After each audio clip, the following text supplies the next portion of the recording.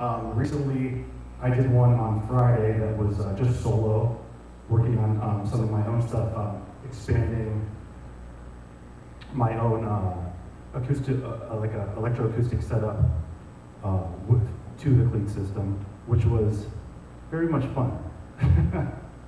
I've had a love-hate relationship with the kind of electronic music in general. I play a lot of just acoustic music, but I do love the sound, and I love how you can kind of imagine something and try to build it and shape it in that sort of way. I mainly now work with pure data when it comes to electronic music. Does anyone here use that? Say it again, Pure data? I have Have used it, okay. Yeah, it's like similar to Max MSP. Have you heard of Max MSP? Visual programming language.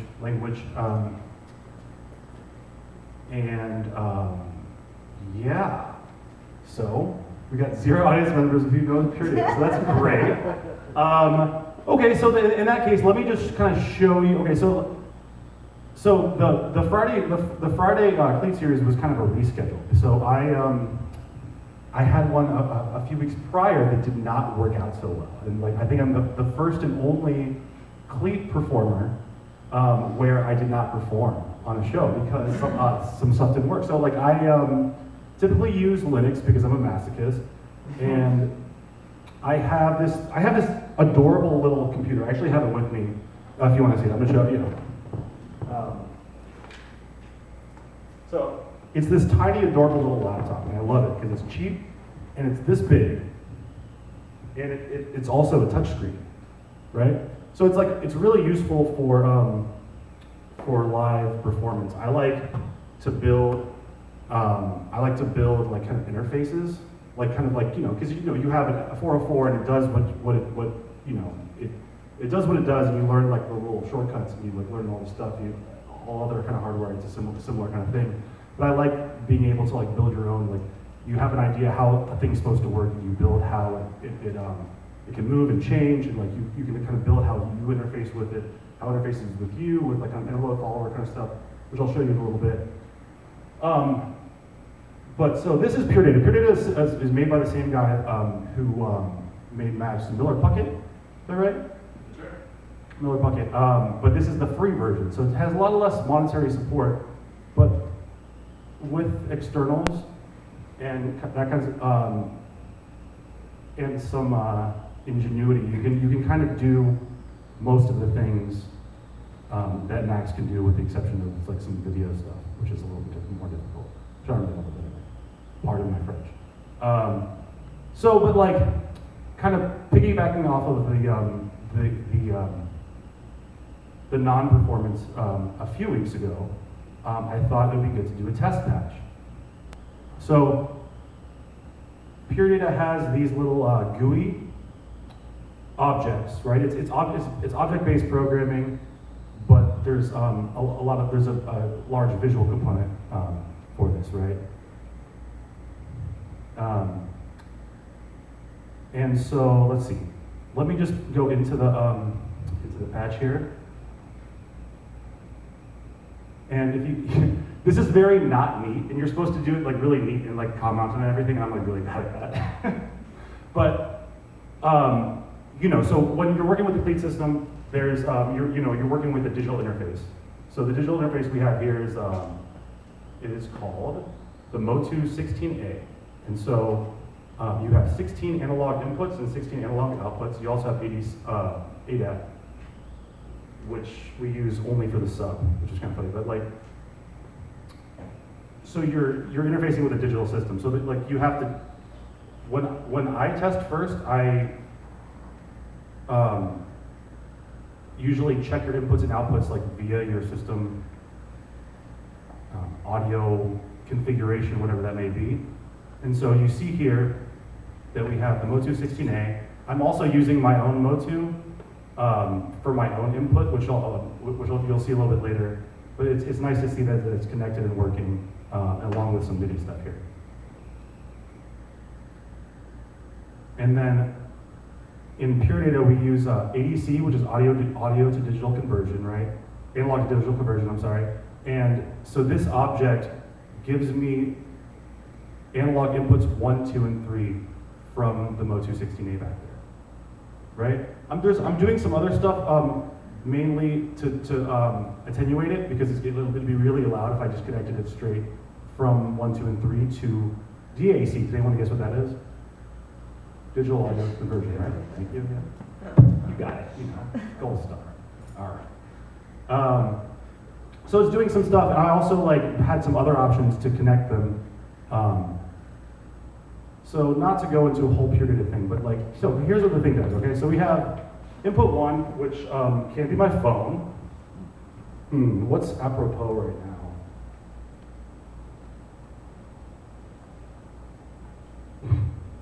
Yeah, why not? Okay. There you go. So we're gonna toggle that, and we're just gonna put it through input 1 right here. So the CLEAT system is numbered 1 through 16, left to right, top down. So that's input 1.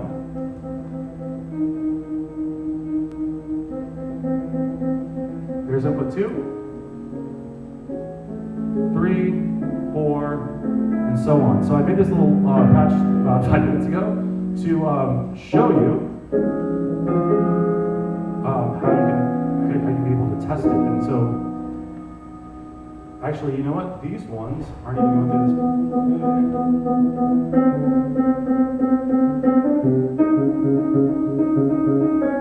Right? And then so this, my phone is playing audio right now, and that's going to the snake here going into the channel 3, I believe, which is going into this whole interface here, right? Instead of that, we can just, I usually test stuff with the noise, just like noise, you know, just to hear it. So there's that, just input 1, just input 16, right? There's also the subwoofer. Actually, we'll do that in a second. So we can also do a little oscillator here. And what's the oscillator frequency? That's at 430. You know, those new agey, we only do 432. Right? Do you feel healed right now? Okay. So that's just going through channel 16, channel 1, yada, yada, yada. Okay, so what if we turn this down? And so there's also a subwoofer here, which you can connect to with the Mo2. And so that's channel 17. There it is. Very low. And we'll hear that more. Oops. So back to this. So that's all well and good. So right now we found ways to turn each input on and off, because it's just corresponding to a channel on the Mo2 digital interface, right? Let's play something else. I'm just going to play something at random. Oh, actually, you know what? Mickey was kind enough to play some. Let's check this out. What is this? I've never heard this before. Let's find out.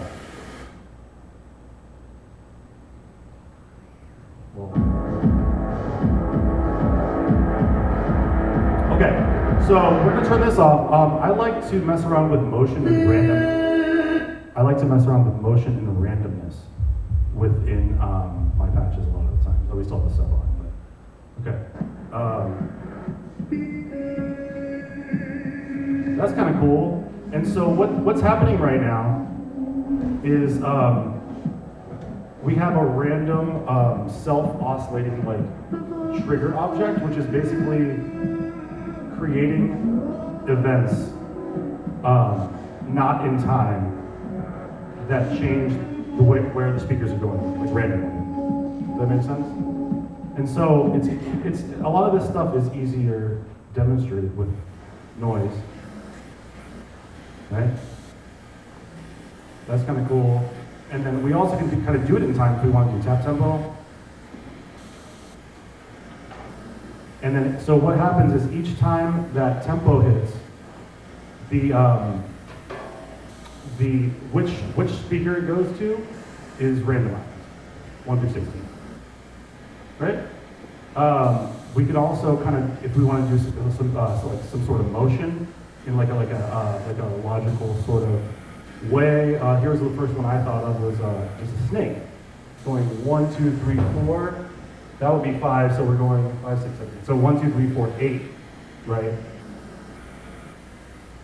And down. We can make that a little quicker. That's kind of cool. We can change this to the oscillator. Can I hear that moving? Maybe. You kind of hear it less. Let's go back to the noise. If we go to, so some other kind of things I just programmed in here was like a wave thing. Go a little bit slower. So it just goes by row.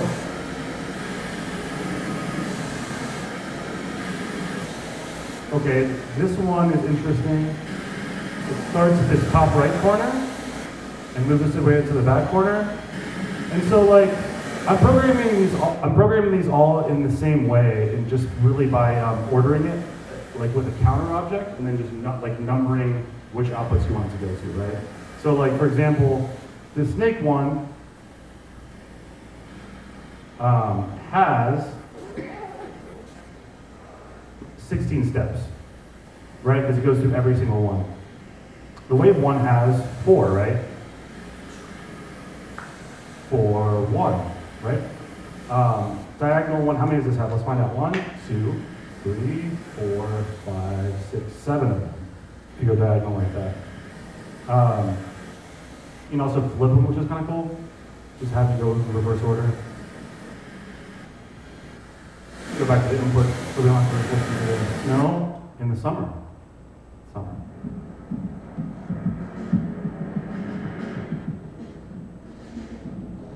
A little quicker. Goes back.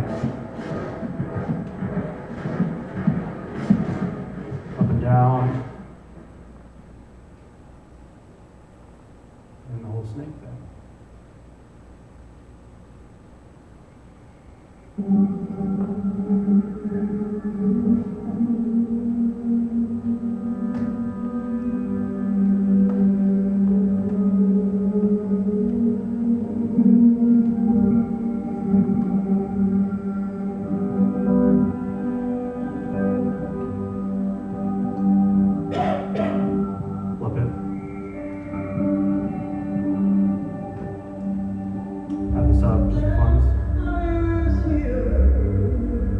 And so it's kind of nice when you have interfaces like this, because you can kind of perform with them more, you know.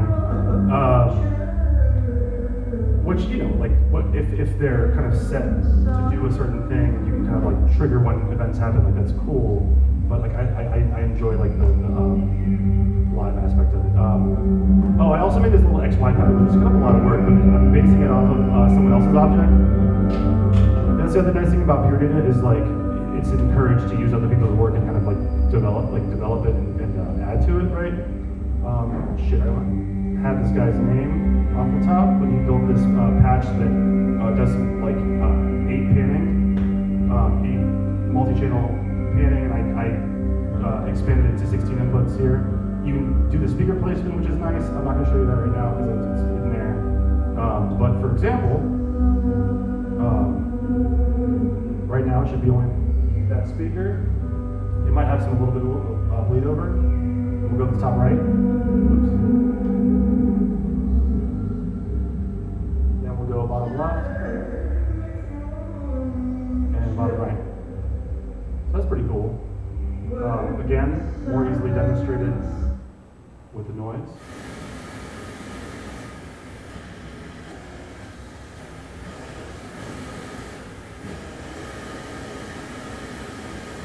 And so forth. Yeah, I feel like that's a good stopping point for questions or comments or whatever right now. Yeah. What is the density knob? What is that? Oh, here, I got you. I think she's gonna. It's for the stream. It's like. Thank you. Yo. So what exactly is that density? Is that how much is getting sent? No, so, good question. So like, there's different ways of doing this, but like, of creating like, let's just say like random events, like bangs. You have a metronome object that like, it happens every, so like, the idea is like, every time this thing happens, you changed the frequency that it happens. And so it like creates a kind of a feedback thing. I don't remember how I did this one to be honest, but like, let's go in here and check. So we have, it's from this random gates object. So this is all that's happening. So we have a metronome that's happening every 500 milliseconds. Well, it starts at every 500 milliseconds. That creates a bang. Bang as in like just an event, right? That event triggers this random object here to generate a number between 0 and 950. Right? And then that is, for reasons, it's more just finding a range that is usable. Goes into here and then changes this metronome from somewhere between 0 and 950. So it's like, does that make sense? So we have like metronome object, it's happening every half a second after its first bang, that changes how frequently it happens. Instead of happening every half a second, 500 milliseconds, it happens, the next bang happens every 950. So okay, here's what let me kind of show you rather than trying to describe that because that's kind of a weird thing.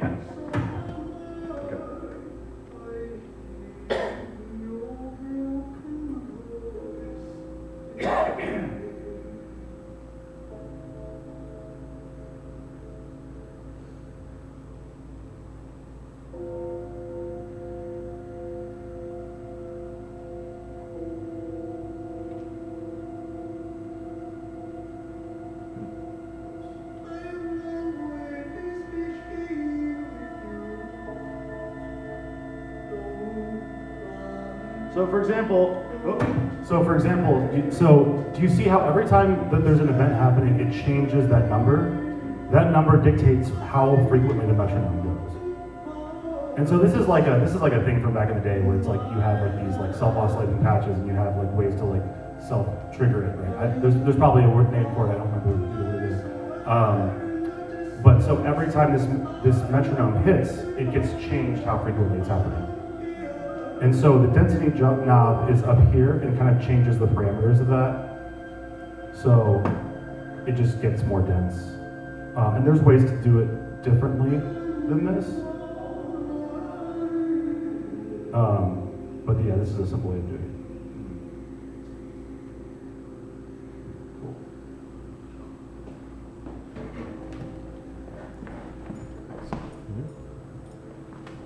So I see this is very similar to Max MSP. Is it like, where does it diverge, and was Max MSP like a fork of pure data or something in the beginning? I don't remember the specific history. I'm sure that yeah, here we go. So it's created by the same person. Yeah, I can do 2 minutes on this. Please. It's actually worth it. So Max was developed, before Max MSP, was developed by a guy named Miller S. Puckett at IRCAM in Paris in the 1980s. And on the computers of those days, it wasn't able to do audio at all. So there was no signal processing, it was all just MIDI data. So it kind of grew out of these things. It was sold by the French government who owns IRCAM to a company called Opcode. In the late 80s, and it was marketed in the US. And Miller Puckett went back to being a professor at the University of California, San Diego. Miller S. Puckett, whose initials are MSP. Actually, but it's a joke. No, but they did this on purpose. So in 1996 or 7, Opcode was purchased by Gibson Guitars, and everybody working there was said, okay, you're no longer working on these weird products you make. You're just going to be making the brains for our new line of guitar pedals. And some of the employees there, this guy named David Ziccarelli mostly, was like, hey, I would like to just buy this Max from you and create my own company called Siphon 74 and start making Max.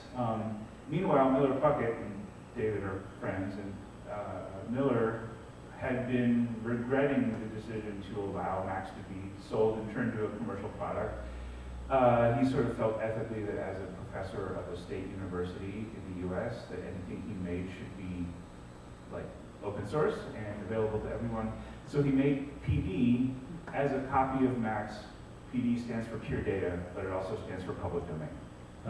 So there's an idea that it is a free version of Macs, and because David and Miller are friends, David Zaccarelli, when he first started doing signal processing, named the signal processing MSP in recognition of Miller's work, and Miller said, and I'll go ahead and make PD, and this will be two things that will have shared a similar origin point, but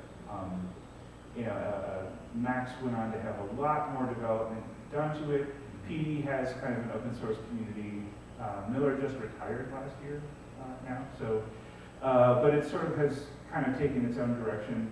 In 2018, Siphon 74 was bought by Ableton, and so now you can use Macs inside Ableton Live, and they've got a huge amount more money to do software development stuff. So Macs is taking off and taking a new direction, and PD is still PD, and it's still very lightweight, and it's still very wonderful, and it's still free, and it's still so easy to embed on Raspberry Pis and things. So there's lots of stuff you can do with it.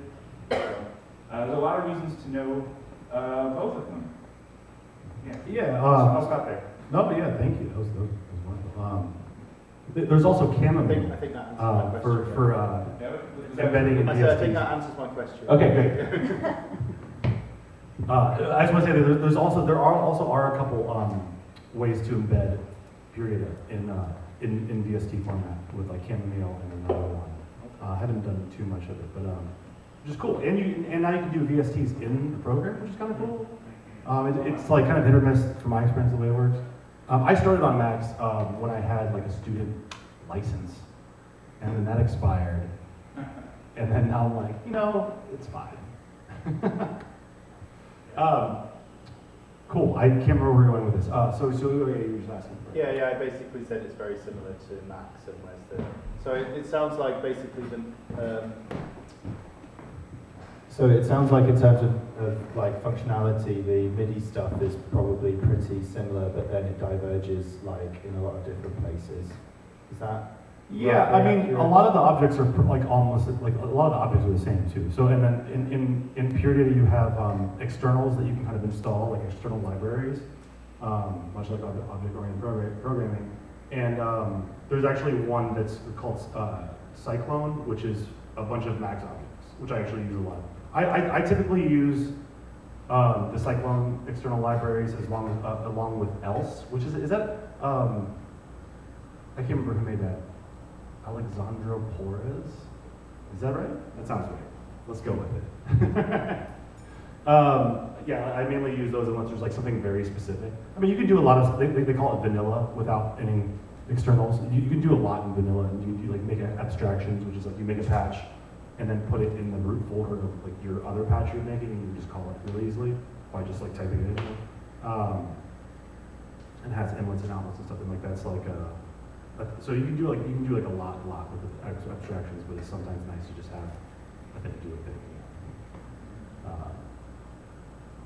Cool. Let's look at some more sounds. I don't know. I mean, we're kind of, does anyone have, we're kind of, oh yeah, please. Just one more. So when you're looking at that node kind of thing, is that what that would be, like where you're like doing all the sending and So I set up all the sending and stuff beforehand. So this is just the interface that I thought. Oh, that was me. I was like, whoa. I like that. That was good. I just set this up because I thought it would demonstrate what's going on very easily. But so over here we have all the input stuff, and this is just me doing this. This isn't like a thing, because like so with Pure Data, you can there's this you kind of have this area that you can show on the patch, and then, so I kind of use it as like a GUI. And so I put these objects here, and you can kind of see the crazy spider web, whatever, down here. But so right now we have. Well, I guess I meant when you were showing us like the density thing. Yeah. That like is that all set up when you first get this, or are you gonna have to like So patch everything. each one of these knobs are just giving one parameter to the thing I reset. I'm not like live patching any of this. You know. Right, but like when you first, like, let's say I just downloaded the software or something, Right. all those patches are, because I wouldn't even know how to. Oh no, definitely. It's like you. I mean, it has a pretty robust like tutorial. Both Max and Pure Data do. Max is probably a little better, but they're both really good. And like for I don't know, for me, like I just kind of like I never got like I never like took a class and was like I kind of just like downloaded some stuff. I was like, how would you do this? And someone's like Max MSP, and I'm like, what the hell is that? You know? Right. There's actually a really good pure data tutorial from this one. I'll look it up, but there's like someone who like consistently uploads content. Yeah, and that's kind of the cool thing about Pure Data is it's like open source, and there's a lot of people just contributing to it, and a lot of people who do contribute to it end up contributing to both simultaneously often, both Pure Data and Max. But I mean, it's all like do you know anything about object-oriented programming? That's like what most code is like kind of written in. It's just like it has an object that does something, it has inputs and outputs and yada yada yada.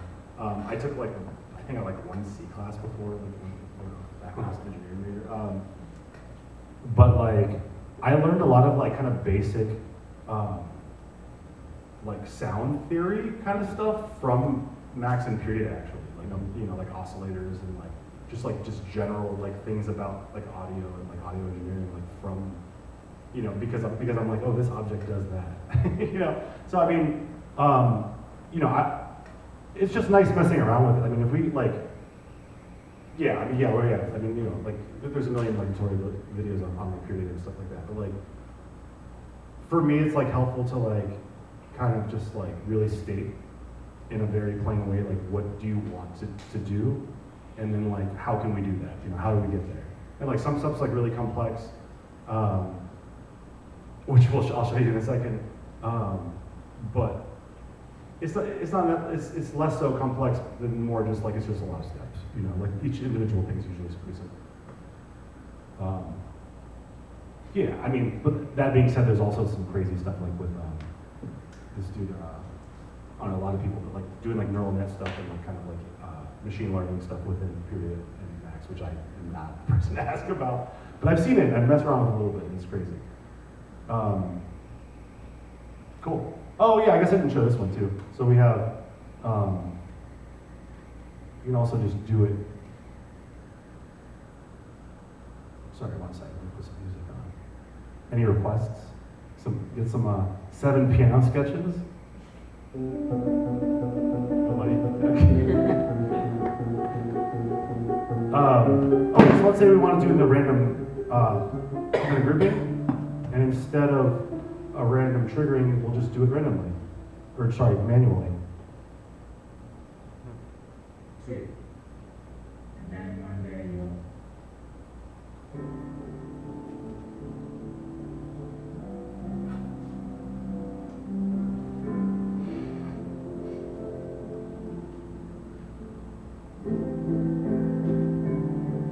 And so I can kind of trigger those. And so like, being able to do this, then you have like all these ideas where you can kind of do other stuff.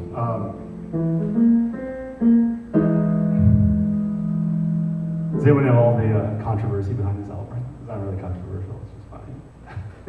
That's the Andre 3000, like, 7 piano sketches tracker. We're listening to it in its entirety right now. I'm just kidding.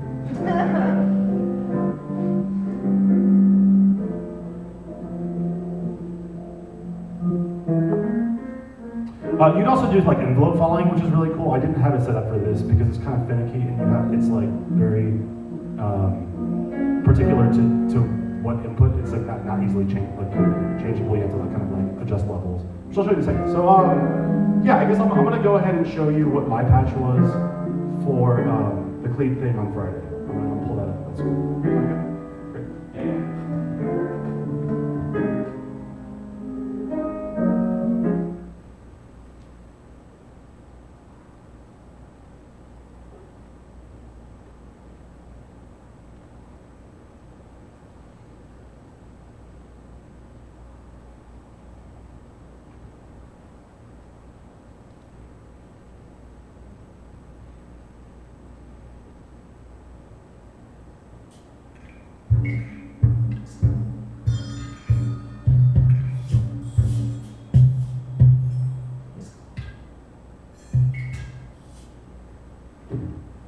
Okay, so this is kind of this little instrument I built. It involves an SP404, which is getting sequenced by pure data, which is sending MIDI out through this Motu. And so this is kind of gets into a lot of routing stuff, which you're going to kind of have to do depending on what your setup is. You don't have to do it, but like you have to understand at least a little bit of routing stuff when working with the CLEAT system. So this kind of area right here is generating 3 separate Euclidean rhythms. That's a whole thing. It just generates some like a sequence, you know. It triggers, it sequences this 404. Each one of these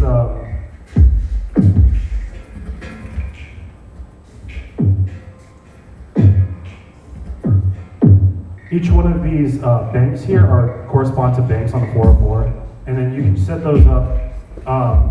You know, each interface, each piece of hardware kind of has their own MIDI map usually, and so I had to adjust my period back. That's another thing. Nice thing about period is like the flexibility in Max, where you can like, you know, you have to find and pick like what channels it's using and what blah blah blah. Let me just yell out if this is, you know, if anyone has any questions, it makes sense. And so I have this thing, and like this goes into density, and like this actual generator has like a second function, which makes it more chaotic if you adjust it. Okay, so that's that.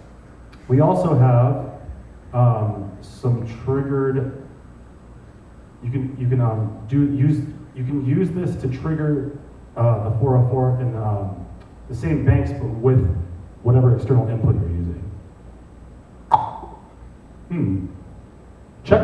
1. There we go. So this is what I meant about different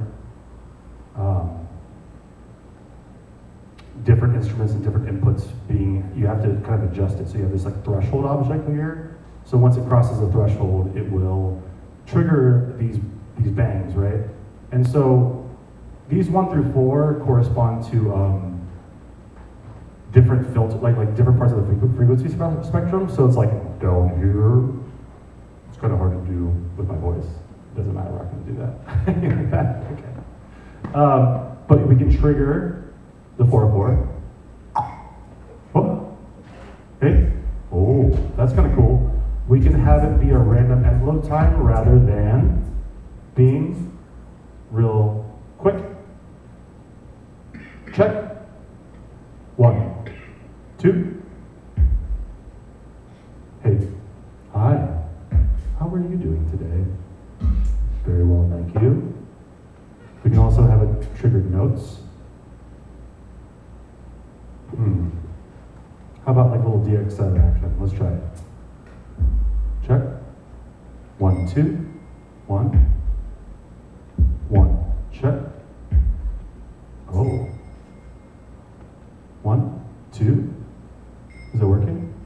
There we go. 1, 2. Check. See, everyone's like, you know, why are you using Legos? Max worked great. This thing's being buggy, you know? It's an M1 processor in here, a little silicone. Check. 1, 2, 1. So that's kind of cool. Oh, because notes is not on. Just kidding. 1, 2. And so, yeah, and you kind of have to remember the way you set it up. So, like right now, I have my voice triggering some SP404 in a random time between, I'm pretty sure it's like 50 milliseconds and like 2,000 milliseconds, like 2 seconds or something. And it's also triggering this synth object here. And so this goes back to the routing. I have my audio for pure data. I have my audio from the 404 running into Bitwig, which is a DAW. I have a synth from Bitwig, which is also getting triggered by pure data here. Right now it's just chromatic. I built this thing where you can actually make hexachords. So who here likes music theory? You know, pick 6 notes. Any 6 notes? Nobody? Okay. How about A,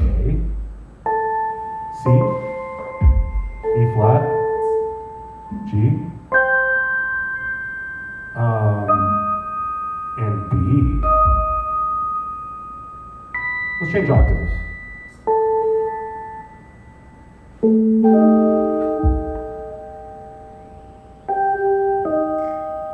That's kind of cool. We can also trigger other things. Oops. Other VSTs, etc. in Bitwig. I can't actually remember what I did. I think I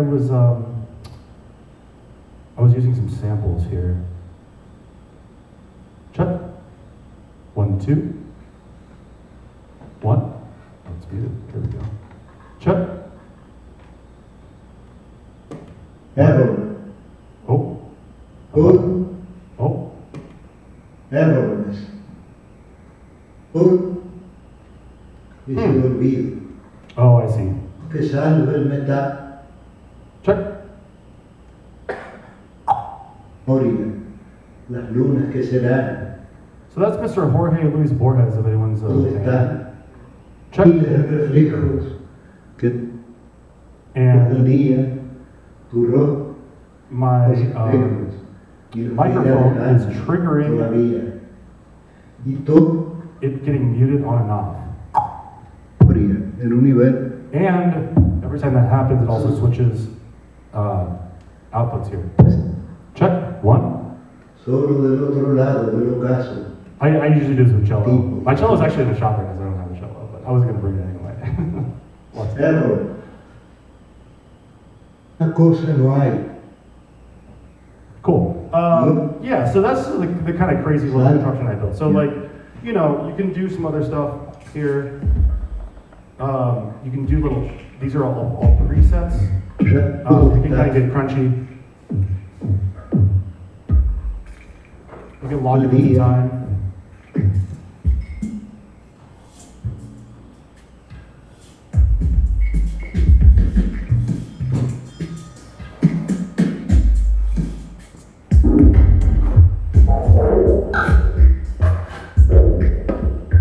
And so all these CLEAT presets here are similar to the ones that you saw earlier, where I think this one is just random on the outside. This one is more of the snake thing. There we go, yep. And then the wave and the wave back. That's the way I had it set up.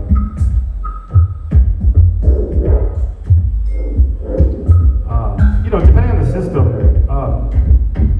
you know, all these CLEAT speakers are Omni speakers, so it's like, if you want precise, like, kind of location kind of based multi-channel audio, it's not the best for that, especially because this room's pretty, you know. But it does work. There's ways to do it. You just kind of make the shifts more drastic, but like every multi-channel system is kind of different. Had some other stuff on there.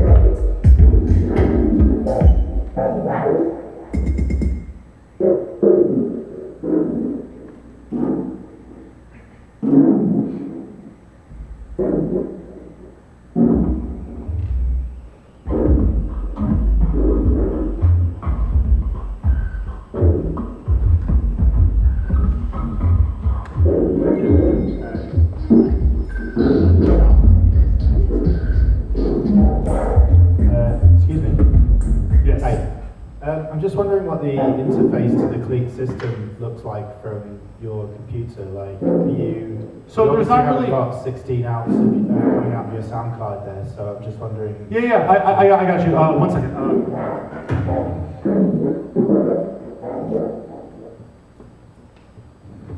What kind of computer do you use? Mac and Windows. Oh, okay. So I mean, in Mac, it's just this thing called. Aggregate device. Well, I created that. Okay, so the app is called Audio MIDI Setup, right? And so it shows all the things here. There's not really like, there is a program that you use for it, but you don't really mess with it as long as it's like doing what you're asking it to, you know? Like I don't think that like most people do, right? Yeah, exactly. I created an aggregate device so I can use both the 16A and my own interface. And I also have loopbacks, like I have some virtual inputs. So that's the only reason why I'm using aggregate device. So I can send audio from. So I mean that's kind of the thing with tools, like with a lot of software stuff. So like Bitwig's really good at like having like these chunks of like, oh, we insert VST, make these sounds, right? But then like, oh, if I want to do some like crazy like you know, like multi-channel panning and stuff, it's like, it's easier to do in pure data in my opinion, right? And so it's like, so what I did was just send that audio out, have buses sent out from Bitwig into pure data, and that's why what this aggregate device is. Is it the black hole 16 channel? Is that the Yes, audio and interface? And they just give you a USB basically, and it's class compliant or something. I'm sorry, say that again? You know, the guys at Elastic Arts, they just give you a USB connection to the Yes, black but hole. the black hole 16 channel, that's actually a virtual inputs and outputs. So like I'm using that to send audio from Bitwig, like the DAW, into pure data. That's the only reason why I'm using it. Oh, I see.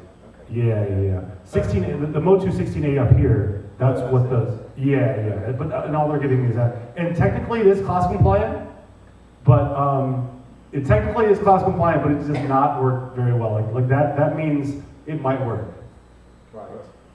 Just FYI. If you're lucky. And that's someone who, you know, yeah. If you want to say something, yeah, They please. just say the interface into the system is in a rack back here, Okay. and we're using a USB extender. Right. That's why you can't see it on the stage. There's a super long USB booster over Cat5 that is allowing Ishmael to connect to the device. Okay. Yeah. That's the one. But afterwards, you want to come back and take a look at the rack. We can show you the rack.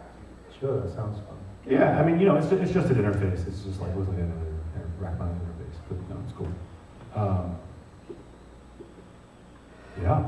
Any questions from that? Anyone else? No? Fantastic. Cool. I mean, I could talk all day. And when I say all day, I mean I'm out of time. I have nothing else to say.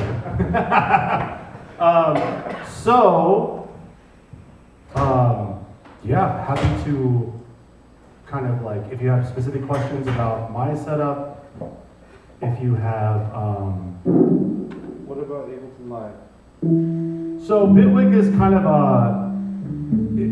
like it kind of parallels that. So, wait, sorry, who asked that? Was that you? Oh, sorry. What about it? Can you go on your Bitwig so we see? Yeah, for sure. So I'm kind of new to Bitwig. I started using that. I had this idea for this like this hellscape routing setup because there was some, like, you know, like kind of what we were talking about earlier, where we were like, oh, if you hear it, build it. And I'm like, oh, there's like, you know, developers that have a bunch of money that have spent like years with a team doing this. And so it's like, oh, this is good, like, you know. So for example, like we have this DX7 clone, for example, right? And so if I just want, like that's just like, you know, DX7 sound, right? And so it's triggering that VST, which is kind of nice. It's like I could, you know, I don't even know if I could build that period. I don't know if anyone could do that easily. Actually, I think people have built DX7 clones in period. But like, you know, I don't know how to do that. And so it's like for me, it's just like it's more of like, you know, burn the plastic, sell the copper, like just like find, you know, like what tools work for you, and like, oh, okay, how easy is it to interface them? It's also nice because we can switch synths here into this like UHTIPA. That's how you pronounce it? Oops. And so now it's triggering notes from this. And there's different presets. That one's kind of cool. This one's called Jupiter Zoo. That was wild. You know, be a good idea. Anything else? Yeah.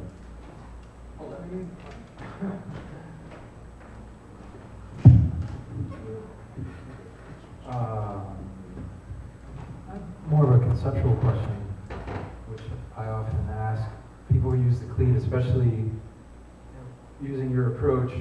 A lot of times CLEAT gets used more so for like the electronic side of it, and the live aspect or the acoustic aspect is not always foregrounded in the same way. Anyway, I don't want to get too heady about it, but I'm just curious. You're an improviser. Indeed. I know you as mostly as an improviser with acoustic instruments. What is your like thought process on? Obviously, like improvisation is sort of like a field of possibility, and if you're interfacing with a physical instrument, like you kind of know more or less what the range of that is. But then when you add this, it's like, right? It's like 100,000. That's exponential. The options. How do you approach that kind of like in between where this can come to life as music, as an environment, or as a performance? Right. Yeah. Thank you for that.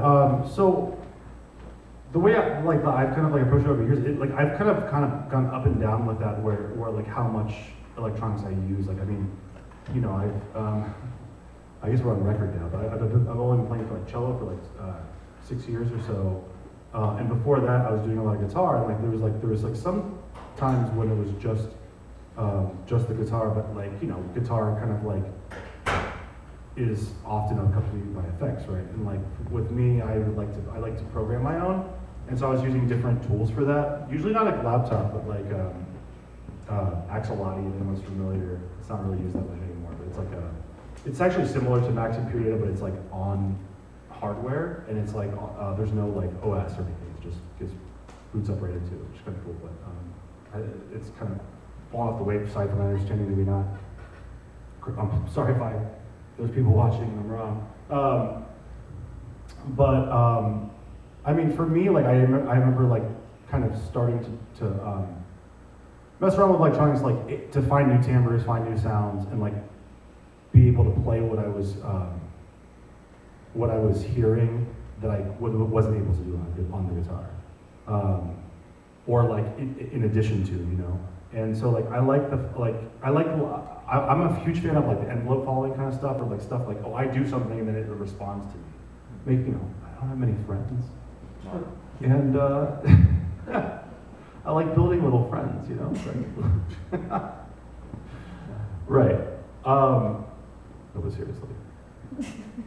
But anyways, so I've kind of gone up and down over the years, and like when I like cello was kind of a way of getting out of that for me, because you can make like almost all the sounds in the cello.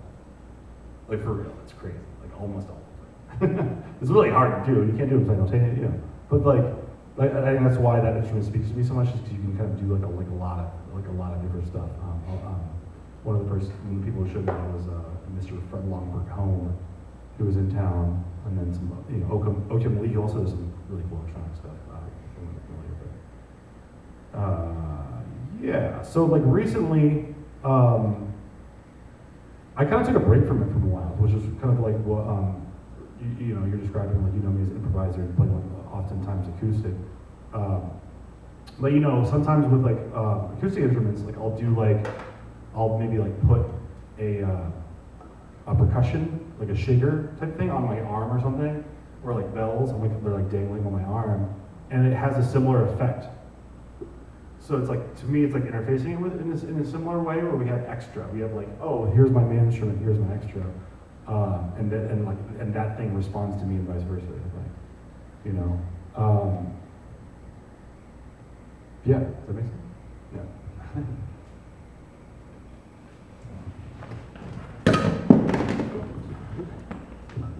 Kind of to build off of that question, it's kind of like 2 parts, but so you could build this whole thing from scratch, essentially, because it's a whole new setup you got there. Yeah. And then you can cause certain instances based off frequencies that you're playing. Like, let's say you played like a lower frequency. You Yes, can make it doesn't work that well, and like you can hone it in, and you can like that's called pitch tracking. That that's one of the things it's called. You can do pitch tracking. It's not perfect, and there are, going back to that VST thing, there are like software that other people are written that do it better than like if you try to build it. There's also like Max for live devices that you can download to Ableton, and there's like some good one for pitch tracking. What I kind of come across. Yeah, there's like Fiddle for pure data. I mean, and that's the other kind of thing. It's like I built all this from. I didn't build all this from scratch. Like, you know, with basic objects and stuff, like it's like pretty normal to like, oh, how do I do this thing? And you find it and copy and paste. That's also how you learn a lot. You find something and like, you know, rather than just like copy and pasting, because like it rarely works like that, because you have to like understand how it works in order to utilize it for whatever your particular use case is. So you have to kind of copy and paste packages and like just mess with it until it works, you know. And then like therefore then you understand like the routing and stuff like that, and like you probably. And after a while, you can like you kind of can build it from scratch, but like you wouldn't ever, because like why, you know? Right. And then I mean, personally, I don't know. I'm sure there's other people who are. I mean, there's like the live coding thing. People like to do like live coding, I guess. You know, live coding. That's great. So when you're like doing a live event and you want specific things panned specific ways, and you're recording that live event, does it record pans and the movements? Or? It depends on how you're recording it and how it's panned. If you're talking about the 60 channel thing, so I've, not this past one, but the second one I did, the second successful one I did, I actually recorded it because I had a laptop that could like, I was like, I wonder if this will like record all 16 channels, and it was like totally fine. Like in addition to like sending them out, it was like totally fine. I was like, oh cool, it worked. On Linux, by the way, no, and it's cool, but I mean, if you also kind of got to realize it's like, okay, so if you're recording 16 channels, like how would you pan them? Right. You know, like how would you pan them in stereo, like the way we normally listen, right? Like forward to backward volume, I guess, depends where you're sitting, et cetera, et cetera. So it's kind of like figuring out like what you're trying to do and like what. But it is cool to record that. I mean, I like that. Has anyone else ever done kind of 16 channel recording and like done anything with it?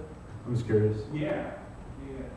I actually did a show once where I recorded the 16 channels and then rotated it 90 degrees and played it back, and rotated it 90 degrees and played it back. That's cool. So you could get like these sort of kind of mirror shapes going on.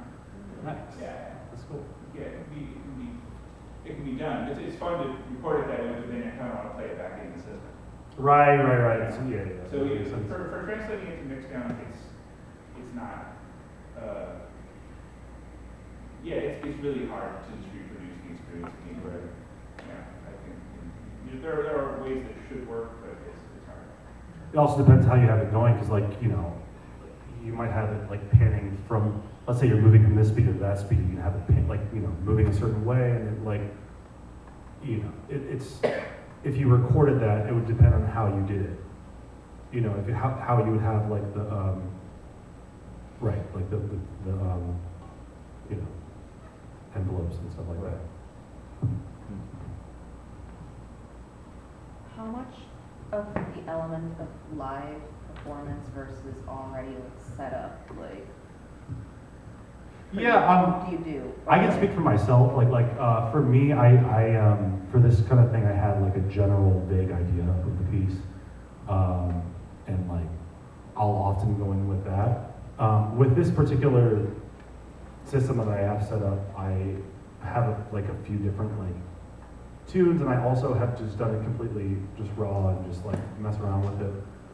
That's kind of the beauty of it for me. So like you know, I added this preset. This is the last thing I added on here was all these presets. I was like, oh, I like these sounds. I want to come back to them. You know, and so I have it. I'm actually working on a solo record right now that's that uses this thing. This is like kind of me coming back to the electronic thing, but I mean that's a whole thing that, you know, that's a whole conversation, you know, too, is like how do you approach improvisation. I mean, but like in terms of the CLEAT thing, a lot of people just like, you know, a lot of like you can approach it however you want. You can just press play, and then, you know, going back, you know, you can press play and then just interact with the first patch I had, or for example, and like you can make that more robust. That was very basic, right? You'd make that more robust and just like interact with it in that sort of way. I mean, a lot of people, I'm just messing around with movement in these patches mainly, but like there's you can do some like kind of like spectral stuff where you have like one input and like have just certain parts of the frequency spectrum moving. Like that's a common thing to do. There's a lot of stuff you can do with it. I mean, so it's just like kind of like imagine the sound kind of thing, Yeah. So just an artistic approach. Yeah, exactly.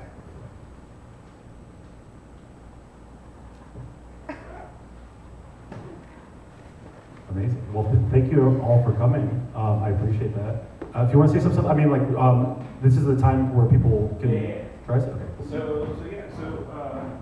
I'll stick around for a bit. If you want to come up and see the setup, you can always come up and see the setup here, or take another look at the software.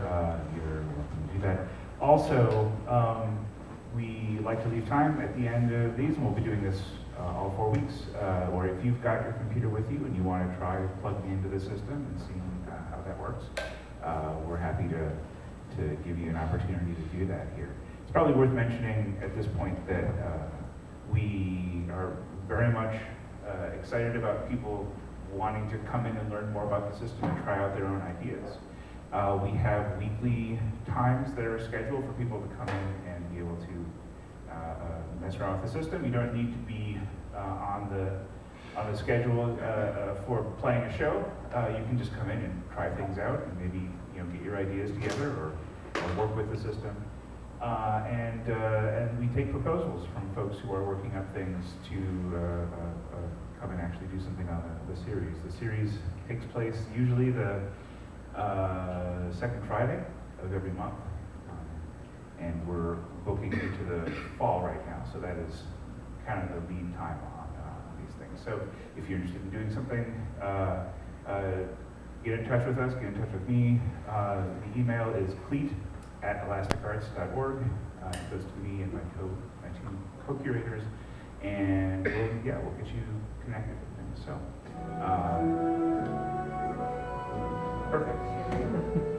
perfect segue. Thanks, everybody.